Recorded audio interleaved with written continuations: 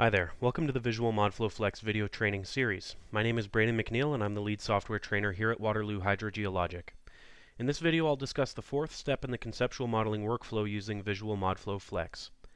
After initially defining modeling objectives and defining the conceptual model, the next step in the conceptual modeling workflow is the define model structure step. At this stage you'll use surface data objects to define the structural horizons of your model. Horizons are stratigraphic layers that define the upper and lower boundaries of the structural zones in a conceptual model. In Visual ModFlow Flex, horizons are created by clipping or extending interpolated surface data objects to the boundary of the conceptual model.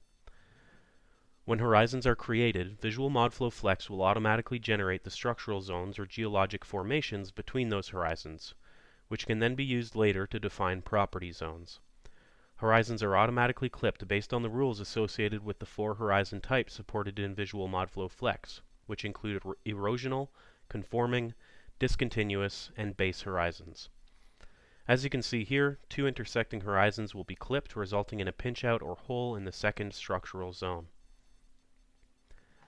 When you arrive at the Define Modeling Structure workflow step, the interface should look like this. At the top of this workflow window, there is a table where all model horizons should be listed. Use the toolbar buttons to add or remove rows from this table. You should have one horizon for the top of each model layer and a final horizon for the bottom of your lowest model layer. In this example, we'll build a simple model with 3 layers, which requires a total of 4 horizons. When you have the required horizon rows in the table, select surface data objects from the data tree and use them to define the vertical extents of the selected horizons. Simply use the blue arrow button to load them in. Custom horizon names can be provided, although by default the horizons will simply be named Horizon 1, Horizon 2, Horizon 3, etc. Click the Preview button in order to display the available horizons in the preview window down below. This will help you to review your horizons and determine if and where they intersect. The preview window is in 3D, which allows you to update the vertical exaggeration and click and drag around in order to review your model horizons.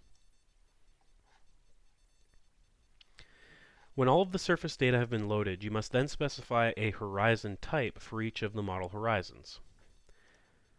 The horizon type defines the relationship to other horizons in the conceptual model. This prevents intersecting layers and establishes layers that satisfy both fee-flow and mod-flow requirements.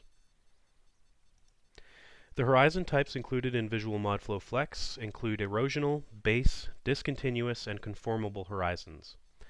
The rules associated with each horizon type can be displayed by clicking on the question mark button in the toolbar, which will open this hint window. You can also find extended rules and definitions for the different horizon types in our user manual, which is available online. Check out section 7.4, defining the model structure. In simple terms, erosional horizons will truncate all the horizons below them. Base horizons will truncate all horizons or layers above. Discontinuous horizons will truncate all of the horizons above and below it. And conformable horizons will be truncated by all other horizon types. If two conformable horizons meet, then the lower conformable horizon will be truncated by the upper conformable horizon. In the example here, we'll set the upper horizon as erosional, the bottom horizon as base, and the two middle horizons as conformable. As you can see here, Horizon 3 does intersect horizons number 1 and 2, and the end result should be that Horizon number 1 will truncate Horizon number 3, and Horizon number 2 will be truncated by Horizon number 3. When the horizon rules have been set, click the Create button in order to actually convert the model horizons into structural zones. You should see several new model elements added to the Model Explorer under the Structure zone of the Model Explorer. In this example, our 4 horizons and 3 structural zones should all be added into the Model Explorer. When you proceed to the next workflow step, the Define Model Structure step will no longer be available, and this entire table will be grayed out. So it's important to review the newly created structural zones to ensure that they were created correctly. You can open up a new 3D window at any time to review the structural zones and ensure that the horizon rules were followed and that the expected structural zones were created as as we expected.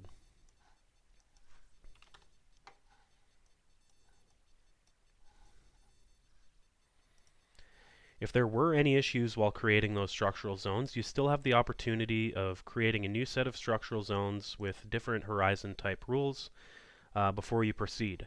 However, as you can see here, if I proceed to the Define Property Zones workflow step and then return to the Define Model Structure step, the table will be grayed out and will no longer be available.